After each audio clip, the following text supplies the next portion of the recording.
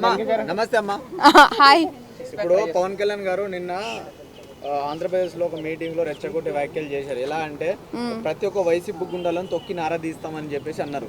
So దాన్ని ఎలా చూస్తారు మీరు ఒక వైసీపీ కార్యకర్తగా? వైసీపీ గుండాలని ఎట్లయితే పవన్ కళ్యాణ్ మాట్లాడారు, రేపు వైసీపీ వాళ్ళు జోలికి వెళ్తే తాట తీస్తారా అని చెప్పి భయపడే విధంగా ఉంటుంది.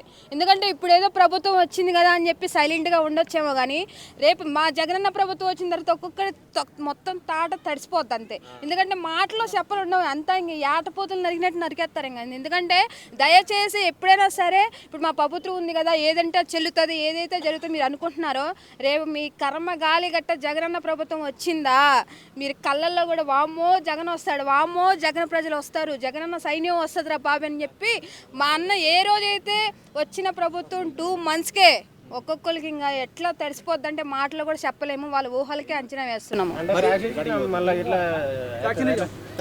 మళ్ళీ మొదలవుతాయనేసి అంటున్నారు అన్నగారు. కంపల్సరీ అవుతుంది రక్తదానం. ఇంకా ఎవరికి ఎంత కావాలో అంత రక్తదానం చేసేస్తారు. ఇంక అంతే. ఇంకా హాస్పిటల్ కూడా పనికిరావు ఈసారి మా జగనన్న గట్ట అధికారంలోకి వస్తే. ఇంక వస్తాడు కాదు, వచ్చేసాడు. కళ్ళు మూసి తెరిసే లోపు 3 years అయిపోతుంది. మన్న ప్రభుత్వం వచ్చింది. ఎక్కడైతే నెగిటివ్గా మాట్లాడి నెగిటివ్గా చేస్తున్నారో ఒక్కొక్కటి జగనన్న జెండా చూస్తేనే వచ్చ కారిపోద్ది. ఇంకా పక్కా ఈసారి ఇంకా అదే. మరి జగనన్న ప్రభుత్వం వస్తే మరి ఎలాంటి మార్పులు చూడవచ్చు ఆంధ్రప్రదేశ్ లో?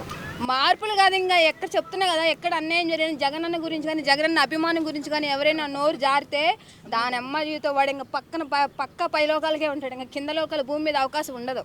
ఎందుకంటే ఒక్కసారి చెప్తున్నా, ఏదైనా సరే ఒక మనిషి ముందు అందులో జగనన్న వైఎస్ఆర్ బిడ్డ ఒక్కసారి గట్ట అన్న గురించి గట్ట నెగిటివ్గా మాట్లాడి ఆయన చేసిన ఏదన్నా సరే ఆయన అభిమానం జోనికి వెళ్ళాలన్నా సరే ఒక వాడి జీవితమే ఉండదు. ఇంకా అంటే ప్రభుత్వంలో చాలా సమస్యలు ఉన్నాయి. ఇప్పుడు చేయాల్సిన పనులు చాలా ఉన్నాయి. వాటిని అన్నింటిని వదిలేసి డిప్యూటీ సీఎం కట్టబెడితే పవన్ కళ్యాణ్ మళ్ళీ ప్రతిపక్షంలోకి లేని పార్టీ గురించి మాట్లాడేంత అవసరం అంటారమ్మా?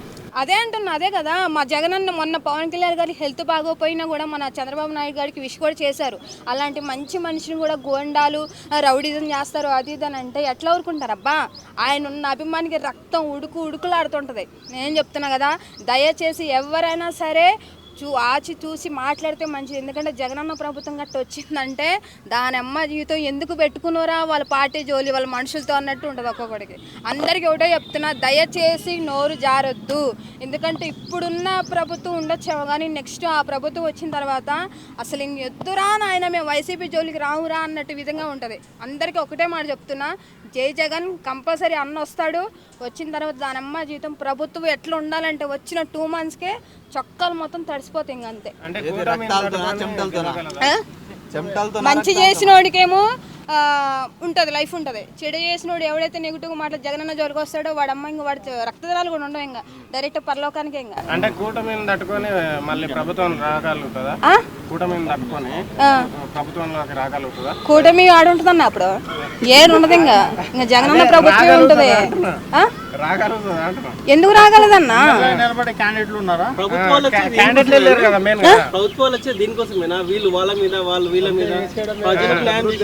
ఇప్పుడు ఒక ప్రభుత్వం వచ్చిందంటే సరే అన్న, మా జగనన్న ప్రభుత్వం ఉన్నప్పుడు మేము ఏం చేసాము, అన్ని పథకాలు చెప్పాము, అన్ని లెక్కల జనాలకు మేలు జరిగింది. ఈ ప్రభుత్వం వచ్చి జనాలకి ఏం మేలు జరుగుతుందో 2 పదాలు చెప్పండి కరెక్ట్గా, నేను దానికి సమాధానం చెప్తాను. వాళ్ళు గుండె ఏం చేస్తున్నారు, వీళ్ళు గుండె ఏం చేస్తున్నారు, జనాలకి ఎన్ని గుండాలు జరిగినా జనాలకి మేలు జరుగుతుందా లేదా? మనం వేసేదే జనాలకి మేలు కోసం ఓటింగ్. ఇప్పుడు నేను ఓటేస్తున్నానంటే అరే నాకు ఆ ప్రభుత్వం ఇది చేస్తుందా, లేకపోతే నాకు ఉద్యోగం వేస్తుందా, లేకపోతే ఆటో డబ్బులు వేస్తుంది, మా రైతుకు భరోసా కార్యక్రమం.